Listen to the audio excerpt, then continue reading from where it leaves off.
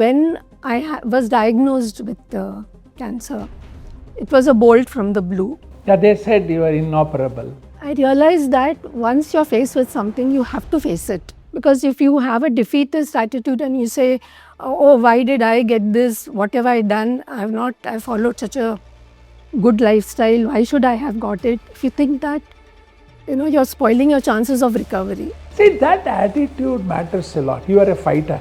The lack of awareness rather causes the fear. Whoever sees this, what we would like to say is that cancer is not a killer disease anymore. It is a chronic disease. Hello everyone. Today I have the privilege of being with me, Ms. Nalini Madhavan and Mr. Madhavan. And I have known them for almost a year and a half. I met them because of the diagnosis of cancer. The reason we are doing the podcast today is not just about cancer, but it is about understanding the humane aspect of people, what they really go through. And both of them are remarkable couple. When you hear the story, you'll understand how they manage not only the cancer disease, but how they manage their families, what they go through, how the approach to this disease also should be. As I always say, cancer is not a disease of convenience. They live in Chennai. Why do they come to Bangalore? What has been done? How remarkable improvements have happened? So the whole idea is to, in my view, whatever situation you are in, you want to bring about positivity into our life. Nothing is impossible. Everything is possible.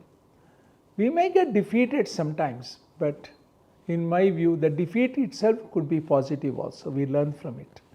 So today, I will be talking to both of them. First, welcome to this podcast, Nalini and Mr. Madhavan. And first, I would like to hear about your own background. You are an interesting background. You are in Mumbai. You are at DrBSAjaikumar. Can I hear maybe from you first and then Mr. Madhavan? What has been your life before this came? And then we can talk about how things changed. Okay. I was born and brought up in Mumbai. And towards the end, I was working in Reserve Bank. Towards the end of my career almost, I came to Chennai. And since then, I've been staying there. And after my retirement, you can say, almost 10 years, I've been leading a very, it was all home-cooked food. I used to do yoga, I used to do meditation, I used to go for walks. So it was a life which, I least expected to get. You were leading a very peaceful life. Yes. And content life. Okay. Yes. And so when I was diagnosed with cancer, it was a bolt from the blue. In the sense, it was not at all expected because of my lifestyle. But I realized that once you're faced with something, you have to face it. And if you're positive, that's the only way you can overcome it. Because if you have a defeatist attitude and you say, oh, why did I get this? What have I done? I followed such a good lifestyle. Why should I have got it? If you think that, it's a defeatist attitude and you will not be able to, you're spoiling your chances of recovery. So when I first heard it, I was a little affected. Well, was there a fear? That fear of disease? No, the fear was not there. Fear was not there. What really bothered you the most when you got the diagnosis? What bothered me the most was the difficulties which will be faced by my family. Because my mother-in-law is old, confined to bed. So she has to be looked after. I have a brother-in-law who is challenged, physically challenged. He can't speak or hear. And you are the caretaker of all of this. Partly, yes. My husband was doing the most of the looking after. I was only supporting him. So I was wondering what will happen to the family. So my first thought was to find out how best to face this disease, how to get cured, what are the this. So I started reading up on that and went to the hospital in Chennai first, and I must say I got good treatment there. I was treated very well, but the protocol of that hospital was such that they could not operate on me. Yeah, they said you are inoperable. Yes, they told me. And they said, you take a second opinion and whoever is ready, you please go and get operated. Meantime, we were referred to you. We came here and it was a very good meeting because I found everybody very positive. And in spite of seeing the reports and everything, they were ready to operate. And what touched me was the whole team met us. We'll come to that, the team management. But Mr. Madhavan, you are also a remarkable individual. What I have seen you in the year and a half, really the smile on your face, the determination.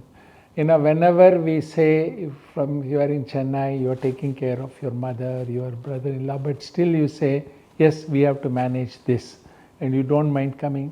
What really makes this for you? How is it you're so positive, and your experience in Reserve Bank? You are a remarkable couple, really, honestly. You are remarkable. Tell me a little bit about that. Life's journey is really unpredictable. So, what should be predictable is a very calm mind, accepting whatever that comes in life, whether what we like or what we don't like. So, when we resist accepting what we don't like, the conflict starts. Then the peace of mind ends. So, instead accept and then find a way, a resolution to it is the way forward without any conflict. That's why I'm very surprised to tell you this. With all this, when I go to bed, 2 minutes I fall asleep. Remarkable. God's grace. So, I never attempted to be like this. Maybe I was wired like that. No, to put it very candidly, the kind of performance I had done in RBI, I should say it was exceptional. You are an economist, both of you. I joined the economic department as a research assistant. Then I moved to the general side. Then I took to technology within RBI. So whatever you see in the payment system in India today, some unknown corner I was there. Wow. Okay. Just before I retired, the RBI's famous e-Kuber, the core banking solution of RBI, was conceived, tested and implemented by. Wow. So on which the whole of financial processing takes place, including the government borrowing, whatever that happens, retail borrowing, wholesale borrowing, all that. So it runs on the platform. Business is same, technology we change. Yes. So I was in regulation and supervision also. Two toughest assignments I had faced, where I had to register criminal complaints against politically sensitive persons. Yes. So when somebody asked me higher up, you are aware against whom you are moving.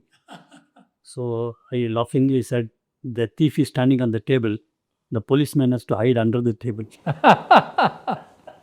Yeah, I don't care. I said, we'll go. I think that boldness and that. No, it is conviction. Regulatory conviction. If a regulator starts worrying about extra things that can happen, what will happen to the regulation? It was watery. So that's what I said. I never tried to be all this and just wired like that. Hearing both of you, I feel if you are fearless and if you are doing the right thing, there is no need to fear. You can dominate over it. And a lot of times in the position you are in, even when you had cancer, when you start fearing the disease, like you said, I never feared it. When you start fearing, it dominates over you. Then, people like in your position, what you said, and I was doing the right thing, I didn't fear anyone. Yes. No, this is one side of RBI. Other side, family background, if you take me, my parents were highly religious and orthodox. Okay. Ours was a love marriage. Yeah. She's a Konkani. Oh, you are from Mangalore side only. Yes. Yeah. She's from your side. Yeah, right. Karnataka side. Yes, Karnataka. So, but then we lived very happily as a. Was there any objection in your family? No, not initially. They were a little upset, but then the marriage was performed by the parents. So it wasn't because. They saw her and said, "What a wonderful person." Yes. Forget all that. Yes. In fact, subsequently they said, even if you're such, you may not find such a good girl in Iyengar family. So the background was my father was a very chronic diabetic. I had hospitalized him 6 times. He was 1 month diabetic coma. He had hemibalismus with all sorts of complications. Almost 30 years I carried on my shoulders. Then my brother, as she was saying, elder brother was a defender. He was physically challenged. So whole life I supported him. My mother, she had twice cardiac surgeries, very chronic patient. Now she's 99. She suffers from dementia. Out of glaucoma, she is completely become blind. She's bedridden. You have to support. So medically and through all these kinds of diseases. So when the doctor first called and told both of us that she's having very advanced cancer, it was so both from the blue. As she said, I did not expect. She was a very hardened Kriya Yoga follower.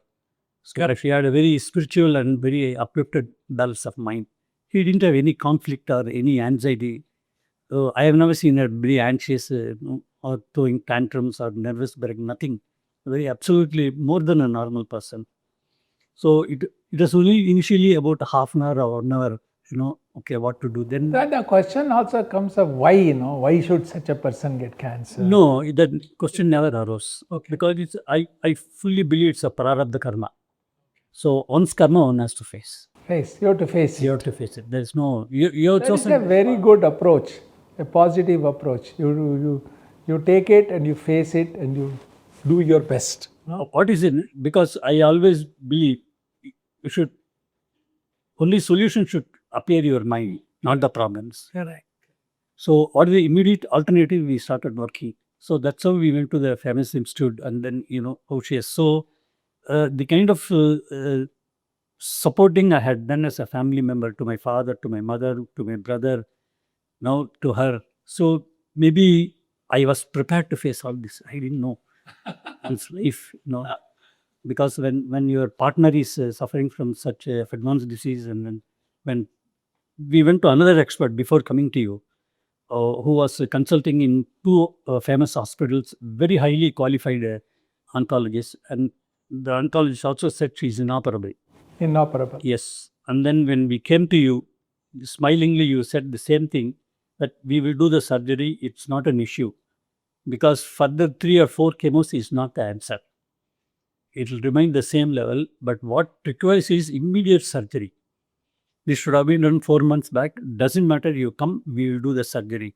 So when you said this, I also told about my family. At that time, my brother was alive. So he smiling, he said, Mr. Madhavan, cancer is not a disease of convenience. You have to make the treatment happen. So that opened my eyes. I said, yes, here is a doctor who is willing to say. And back the doctor told, whoever says they are ready to operate, if there is a good hospital, good surgeons available, please do it tomorrow. They never said don't do all the. I said no. They gave very positive. So when I went back with your second opinion, so then when I showed them, they were all very happy. Said please, because our protocol doesn't. Even if I want to do, our hospital protocol doesn't allow us to do. So if somebody is prepared to do this, please do it. Only thing is you have to give 6 weeks time for the previous wound to heal. Yeah. Then you can go back. So that's how we came back to the second time, and then we fixed doing the rest is. I think the important thing here is, before we touch on cancer, the message to the present generation, everything is how important it is not only to be positive and to really what you have shown, taking care of your mother, your brother-in-law, is the family unit.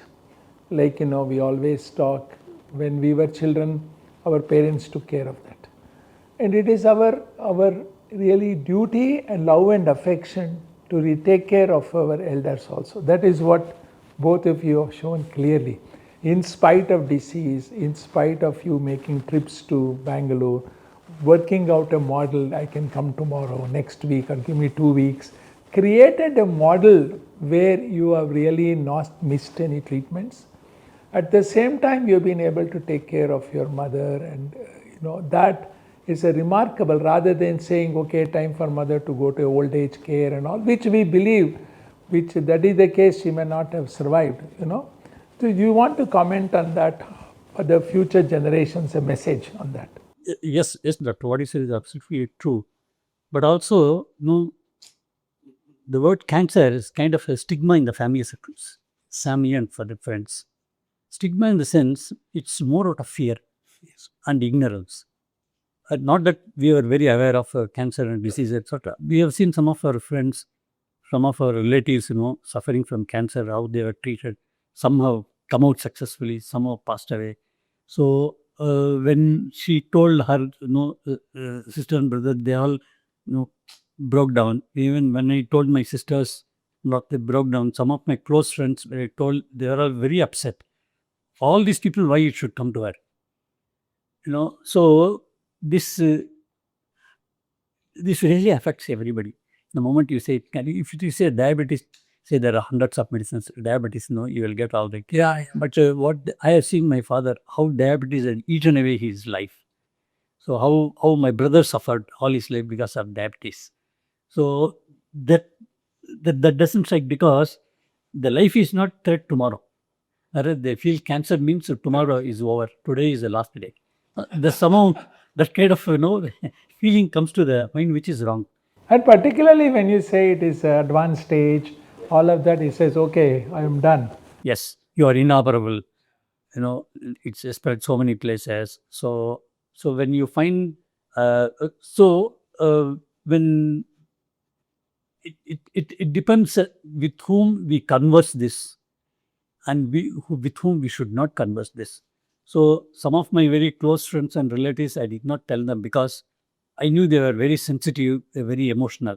No point in breaking down their emotions.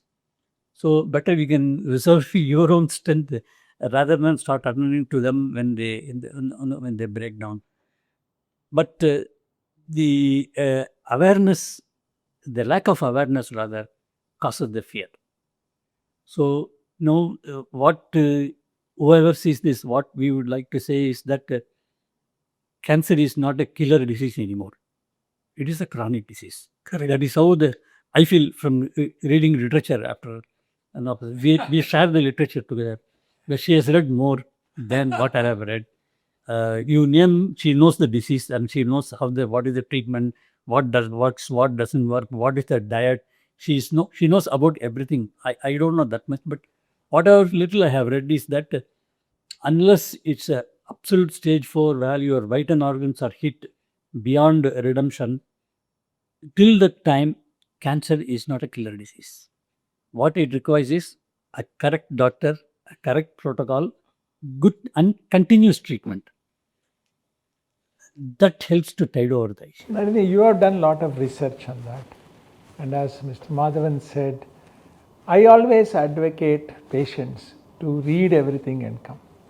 And it's very important to be, insightful of the disease, understand. Nowadays, there is a lot of information available. Some of it may be relevant, because just to give you an example, and I would like your comments on that. Recently, I did a podcast on a patient with a different kidney tumor, and he had a recurrence, and he was in Jaipur. And then when I told him you have to come back for resurgery, doing all that, he said, I have consulted doctors. I have only 3 months to live, they told me.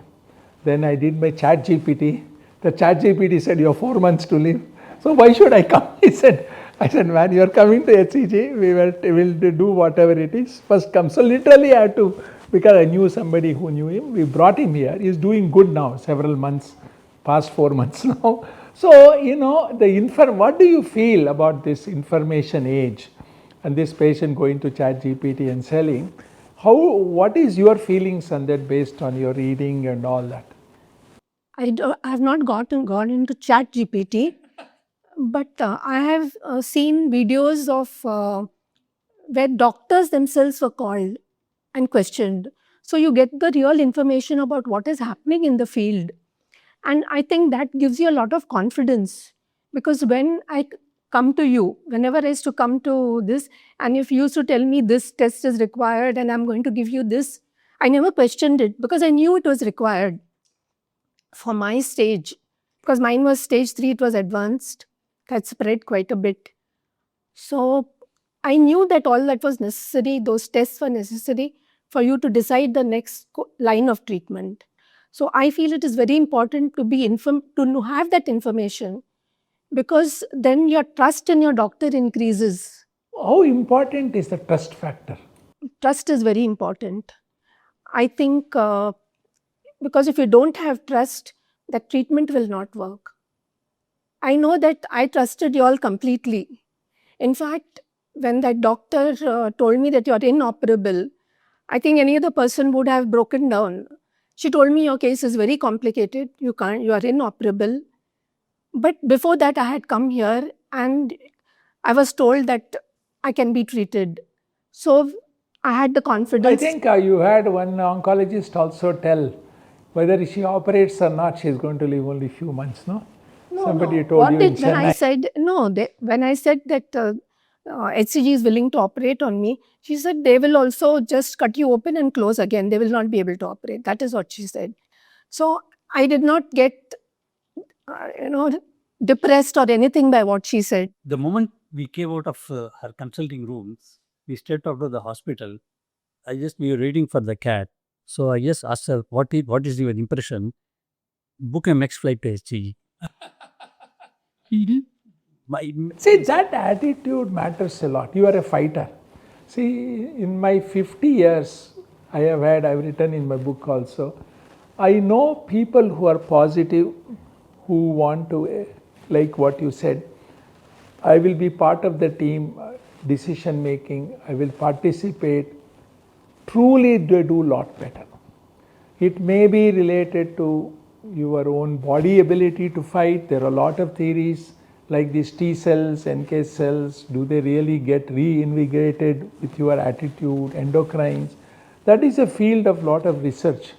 But in my own field, definitely that positive approach goes a lot. Doesn't mean at some point we get defeated, the cancer may overtake. But it is like this patient said, one from Jaipur, I take one day at a time. Great day, I'm having dinner with my family, nobody is immortal. Quality of life. And the remarkable thing about you is like people always say, all that is that when they see you, you are like a normal person. You are walking in the street, nobody says you have cancer. Cancer patient means in the past you are looking emaciated, you are supposed to be in pain, nothing like that. You may have advanced cancer, but you are normal, In fact, when we come for consultation sometimes and we go to Dr. Satish, the nurse asks, where is the patient? Who is the patient? That is quality of life, that is quality. Because my clinic, we deal with advanced cases, those who come, most of the patients who come have been treated elsewhere, they come. And what I learned is definitely the patients and the family support matters a lot. If the patient is not positive, involved in it as a team, I think a lot of times have difficulty. That is why I stress importance of psycho-oncology, talking to the patient, like yesterday I had a patient, she's doing very good, she's in her 20s. I told her, you're doing very good, there is a small area, I want to address it. And her mother who also has cancer, both of them broke down, she started crying. I was trying to be positive, but they became so negative. Finally, I was about to cry. I told my psycho-oncologist, please come and take care, because I don't understand why. See, each person is different. I think what we have to spend time for the oncology is to really, that mental dominance is very important. And you are a remarkable example both. I think for that, a lot of things are responsible. My family, my son was a big support to us. He helped. Then my husband's sister who stays in Bangalore, she was a great support. She said, when we first came to meet you, she says, if you feel you want to take treatment here, Please go ahead. You have my full support. You can stay with me. And she has been a great support. Post surgery, I stayed with her. So she was helping. Then there was all our friends, relatives. I feel their prayers and all helped me because I kept getting messages, we are praying for you. Then I think that one of the greatest blessings was my guru. He said, I'm praying for you. Fantastic. And he told me to always be positive. He said, you're positive, you'll come out of it. So practicing that yoga helped me mentally and physically, and his blessings and the grace of God. To me, I feel all of you are the form of God.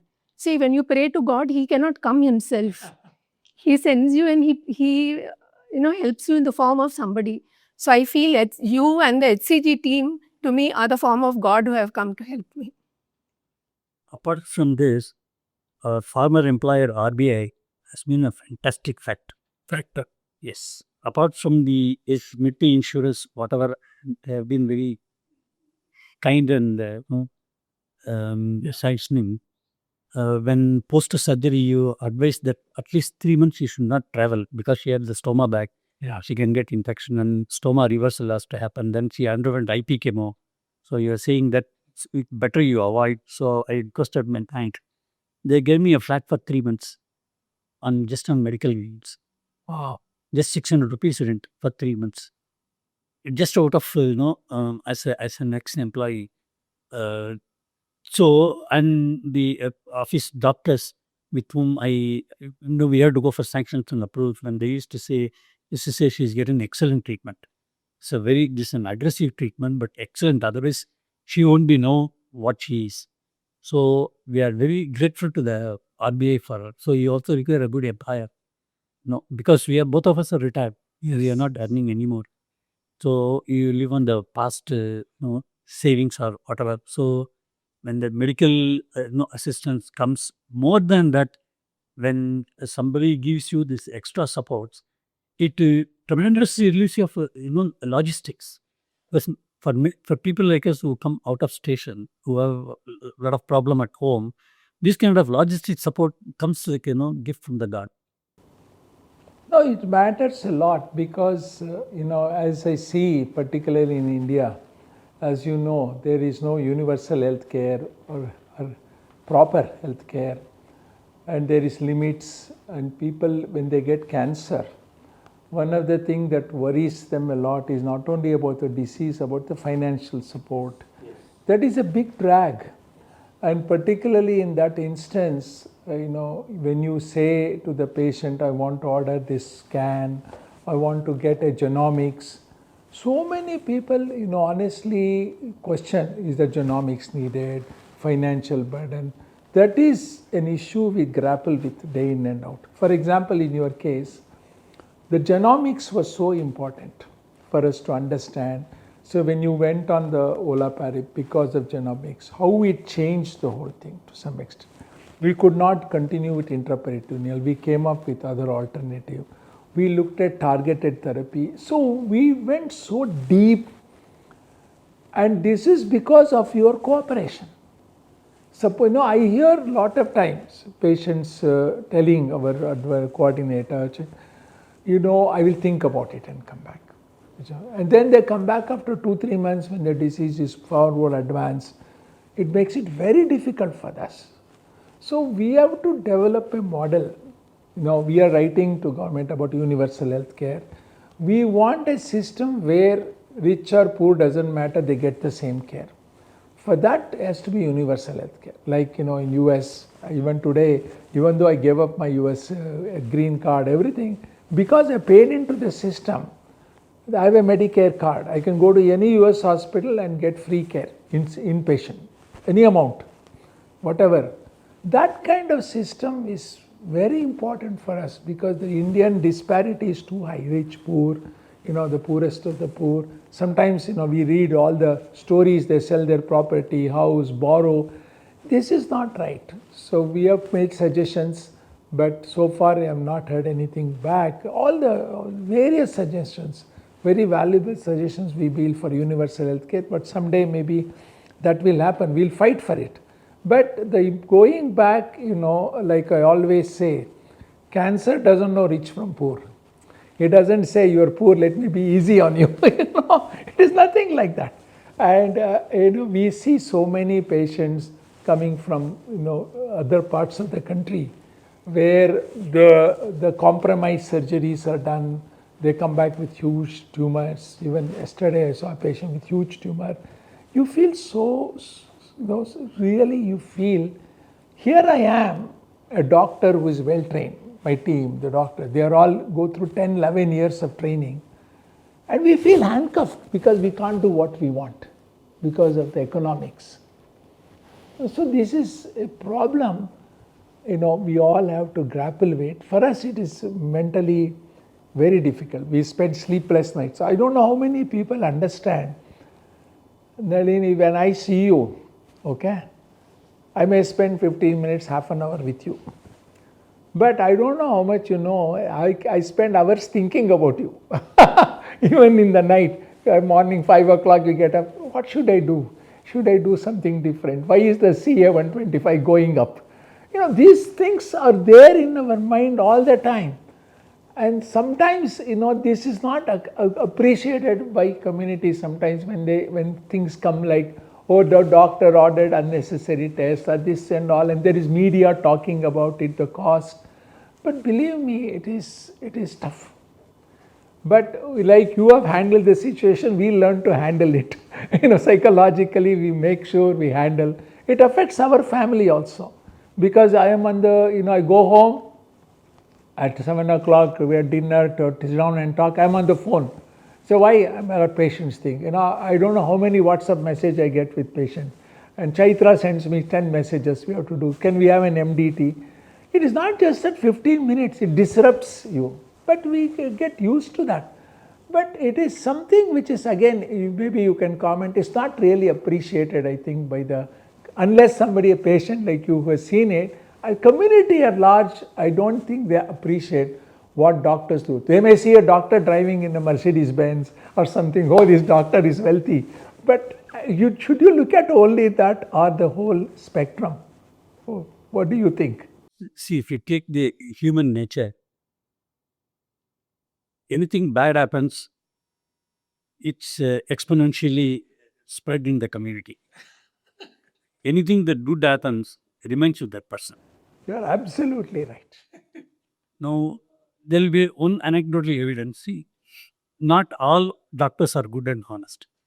There could be some bad apple, in a huge basket. So people take that bad apple as an example and say that all apples are bad.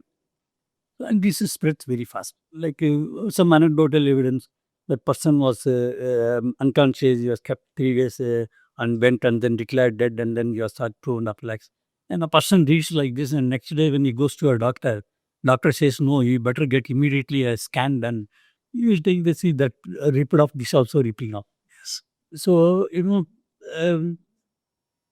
I would say, for the sake of convenience, saving money, energy, and my self-satisfaction, I want to interpolate a bad news on my case and then I dismiss it.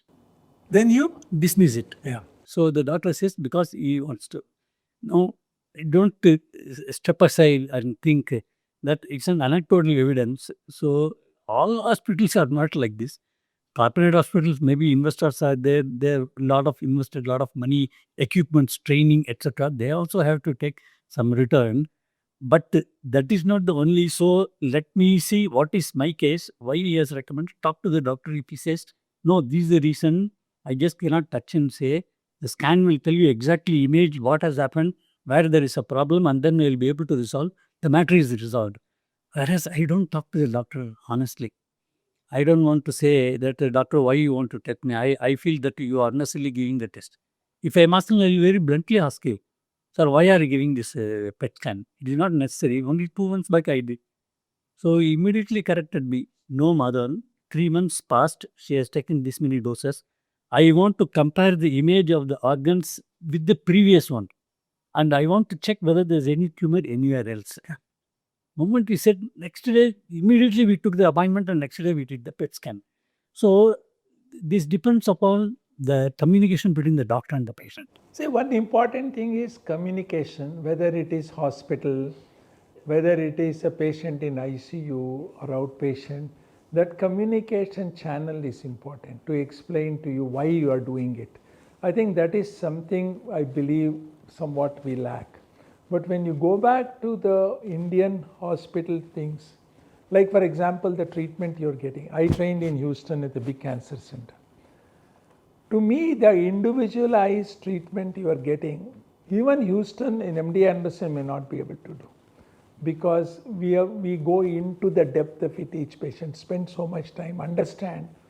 But truly I believe in India, oncology, we have come of age. Not just HCG, there are a lot of good hospitals. We have come of age. And we are, in my view, we are an advanced country in this kind of medical care. Even others, even non-oncology, cardiac care, look at orthopedic and all, we have truly come of age. You may say corporate hospitals and all. Yes, but the cost wise, when you look at it, you are both economic. Compared to the cost in US. In US, they spend $12,000 per person. In Europe, they spend close to 6,000 euros per person per year. China, close to $800. We spend $80 in India, $80. And we always talk about cost. This is an issue I take up in the parliamentary committee I took up. See, there is a cost to low cost. When I came back from India to bridge the gap, I saw we were at this level compared to advanced countries. I said, how do I bring up? First thing was I had to bring technology, linear accelerators. And everybody like, I'm doing cobalt. Even government was manufacturing cobalt because it's low. And the Canadian government was sending us cobalt. It was harming normal tissue more than the tumor. So people would fear radiation because their treatment was worse than the disease. But nobody bothered because everything was about cost related, low cost. So we are working hard to overcome. I think I can categorically say that today the cost difference is still there, but various means, even government hospitals, private hospitals are trying to overcome that to see how we can optimize the treatment. And in my view, you are an outstanding example how we have done genomics, we have done so many things, liquid biopsy. All of that has really helped you. And that is why I feel that if cancer is treated right the first time and go into the depth, like you very well articulated, it will be a chronic disease. Either you can cure or make it a chronic disease. The problem we are facing is, like yesterday I saw almost 25 cases. Majority are not treated right first time. Not treated. They come back with disease. And when you go through this, why was this not done? Why was surgery very close margin? Why was the treatment stopped? And they also compromise doses. See, you can't compromise. And this again, I'm telling you, you come from Chennai, but you don't compromise. And you always, with a smile, you say, it has to be done, let us do it. I will manage. It's remarkable experience for me. When we say a doctor advises a patient, I want to say one thing. From people like you, patient, Mr. Madhavan, I learned so much about disease. I learned a lot more, honestly. From you, thanks to you, I learned a lot. In this, I would like to say for treatment that the annual health checkup is very important. I had done and there was nothing. So the last 2-3 years before I was diagnosed, I had skipped my annual health checkup. I feel in India, if the disease is detected at an earlier stage, it can be treated better. Absolutely. Because I read somewhere that the number of cases in India are far less compared to outside. But abroad, they're detected at a very early stage.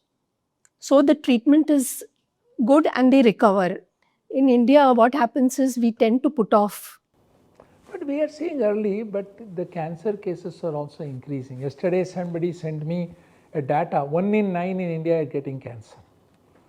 So it is because of the environment, Pollution, microplastics. very, very high.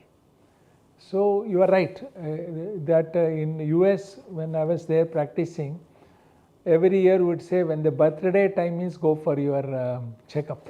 That was the on the calendar my patients would put, and patients related birthday, okay, go for your annual checkup. Very important. You are absolutely colonoscopy, endoscopy. See, we are not, and ovarian cancer is one very difficult to detect early. And I think only, I would say 15-20% of the time they're early stage 1, where they're completely operable. Pancreatic cancer, another cancer, very difficult. But ovarian cancer treatments have come. There are people like you, and the people are doing good for years, even in stage 3, 4. I call it the art of managing cancer. You have to manage it in such a way. Like I always talk about, any disease, there is an art. Like you are managing your mother. It's an art, without hospitalization, this and all. And I was telling about my mother, 97, cardiac issue, kidney, without hospitalization, balancing every day, managing at home only. So this is an important aspect. And even doctors, I send a message very clearly. A doctor who spends 5 minutes, 10 minutes with the patient, not thinking about it, cannot do particularly in oncology, cannot do a good job. It cannot be 10-15 minutes prescription. It has to be team, it has to be discussion, it has to be pros and cons, and decide on the treatment. Like what we do is we look at the scans, we look at the pathology, we look at it ourselves, discuss with the pathologist, discuss with the radiologist, and genomics is there. Dr. Mitwa, why are we done this? What is that does mean? That intensity, and because we can't be experts in everything. Oncology is changing every 90 days. No, we cannot be experts. We have to look at it. Like in your own case, we talked about immunotherapy. Why? You wrote a note to me. So all of this, I have to heed to that and see. All of that are so important to create a model and then watch this, whether this model is working or not. So this is we have to simplify a complex situation. We have to take and simplify. Only way we can simplify is bringing in all the experts together and giving an opinion. And that, in my view, is what has benefited you to a large extent. If I alone was the doctor, I don't think I could have done all this, honestly. So you are talking about the cost. So sometimes I used to feel two things. One is taxation is a big burden. Now, not just only cancer, any imported equipments for all life-saving devices, there should be no tax on that. Instead of subsidizing a patient when he goes to the hospital, better to subsidize the equipment which will prevent the disease in the first place. Yeah. Rather, I would say that government should subsidize the import of all this. If for example, I won't take HCG because we are coming to HCG. Let us take some other hospital like Apollo. Suppose Apollo is treating 1,000 patients. Government can always say that next time you improve the life saving from 20% to 30%, we will give you 50% subsidy on your report on next year. Absolutely. That makes sense. So people are divided of disease rather than you subsidize the patient once he is hospitalized. This I don't understand this. Why? Other thing is the preventive medicine you talked about. Smoking, chewing tobacco, huge. At the parliamentary committee, I told, why can't we highly restrict or ban? One of the parliamentarians said, Doctor, is there enough evidence to say smoking causes cancer? I said, if you ask me that question, what can I answer? There's no answer, leave it. Because, they want to protect the industry. Even our finance minister, the health secretary asked him a question, finance secretary, why can't you ban or restrict tobacco? He said, there's a great revenue source for us. See, we have to think. Today, I am telling you, Mr. Madhavan, if you ban tobacco or restrict it highly, 40% of the diseases will go away. 40%. disease. Go away. Even not only cancer, cardiac disease, pulmonary. Imagine the benefit to the society. But they are not willing to do. There are various arguments will come, pros and cons. Economics as well as whether there will be underground economy, other this, like prosecution, this thing, a lot of it will come into it. But I feel, in fact on 28th of March, we do, I don't know whether you are aware, we do alternate farming for farmers in Mysore belt, tobacco belt, Mysore. And they are so happy, they came to us. We helped them a few years ago with alternate farming. They have created a model. On 28th, I'm having a big town hall meeting in Mysore on why farmers themselves coming and saying we don't want to do tobacco. That's very good. To show, because we know the cause. We have an answer to it which is sitting and glaring at you. Cut down tobacco. But we are not doing it for various forces. But it's very unfortunate that particularly in India, which we talk about cost, low cost treatment, you can eliminate lot of head and neck cancer. All the patients I see, 70% say I was chewing. Yesterday I saw a person 37 years old, huge massive tumor. It's been a chewer for a long time. We know the cause. But this is where we have to really, like your point is very good. Prevention is, early detection is very important. But even in advanced cases like what you have shown is clearly focused approach, what you have done. Disease is not a disease of convenience. A lot of times it happens to me. They say, oh, there's a neighborhood clinic, and I say, look, it is not possible. When you have this kind of disease, it has to be integrated team, what you have said. And I'm so happy that you were able to really take this, come from Chennai, it is an outstanding example to the people who are listening. So I would like to hear some final comments from you. How do you feel? What are the things from both of you? First of all, I'm very grateful to HCG. No, we are also grateful to you. So it's not just, it's mutual. No, really, because I found the entire team was so supportive. And that is a big factor in our recovering also. I'll give you an example. It's not just the doctors. All the doctors were very positive. For example, I went for my PET scan and for an MRI. And the MRI took very long. It took about 55 minutes. And I was really literally shivering when I came out.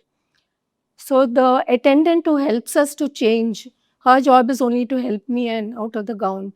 She saw I'm shivering. She told me, sit down, and she went and got a cup of coffee for me. I was so touched. See, these small things, the Matters.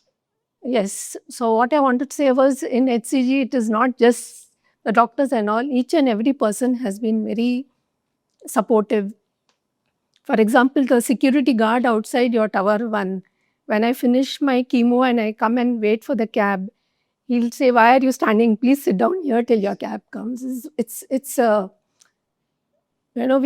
I feel very touched with all these things. The culture we are trying to develop is, what if you're my own sister? How would I treat? I think that is the key. My sister, my brother, we have to treat you like that. Then only, we kind of can impart that positivity. No, I was telling a review the other day. That Indigo and Uber made more money out of us than it's. You have made almost 20 trips now, the last 1 year. So, but this journey, troubling her every time, especially when she was having AP chemo, engaging wheelchair, transporting her in Chennai, in Bangalore, going back again. On this, we never felt it was an RDI. Because we have only one goal, get treated. So in that goal, if there are some impediments, it's your ability to fix it all. Instead of trying to cry and then say, why this and all. So to have this attitude, it was because she was showing significant improvement by your treatment. So it works both ways. So when your treatment works, when we have confidence, then our hesitation or conflict comes down. So when you're more peaceful with us, the medicine works better, I felt. So that is one. Second is, as she was saying, not just the doctor, not you or Dr. Satish, Dr. Pai, who was treating her early, all these doctors, the technicians, even when Tower 5, almost we are like a resident there. So we know all the sisters by name, all of them so helpful. Last time when chemo, she has to be punctured 3 times because now she has undergone almost 20 chemos, including IP chemo, etc. So her weights have become very small. Third time when she had to be punctured, Suresh was so apologetic and he was so kind and nice. When it was finished, almost he clapped. He said, "Madam, this is over. Today is enough." So that is a kind of love and care that is given. So you are not just treated as a commodity, to make money. No. So as a patient, when you are treated, then next time you don't have any hesitation. So if you have any problem, I have no hesitation ringing up either Dr. Satish or Chaitra, Nagaraj or you, even I send WhatsApp, you immediately respond. So all this go hand in hand. A little spiritual mind, peace of mind, that helps to fight the battle instead of why me, take it forward. Okay, you have to face this karma. Just take it forward. So that attitude has really helped us. And more than all this, my son is exceptional. So now he's cooking and taking care of my mother. Yeah. When I brought her here. So it's 3 months and she was in medical flat with IP. He was cooking and he was serving. He did not allow anybody to enter the house because she may get some infection from them. So he was sweeping, swabbing, washing clothes, everything he was doing himself. So that's how everybody has contributed in. Though she is mentally very strong and very stable, all these things are actually, I think, meant to. So it is ultimately when it needs a normal, like she started cooking last fortnight. So You started cooking now. yes, Great. so if you all happen to visit Chennai, we will be happy. We can taste her cooking. What is your speciality? I do all sides. So it depends on what is your favorite, I will do that. Okay, it's a deal. So she can do Konkani cooking, she can do INR cooking, she can do Punjabi cooking, whatever you want. Of course, vegetarian. Yeah, of course, I'm a vegetarian. Yeah. So all this has really helped us to come a long way. And we thank all of you for such a wonderful support. No, I want to really say in a conclusion that you are a remarkable couple. The way you have handled is a lesson for all of us. And to the people who are listening here, it's a great lesson in positivity, how positivity can also breed positivity. Contrary to what we think negativity will breed, we can. And I hope HCG experience positive will continue, the HCG culture will not change. What really is a fear for me is in the days of corporatization, all of that, we should not lose that human touch, which is very important. And that is why we are here, I came back, started HCG for that, to bridge the gap and make sure that human touch is never lost. Hearing from you, I hope people who hear will adhere to that human touch principle and continue with that irrespective of the socio-economic condition. And I wish that, of course, we want you to do good for a long time. We will take this journey forward together. Thank you. Remarkable experience talking to you. I learned so much. Thank you for all of that. Thanks a lot. Thank you.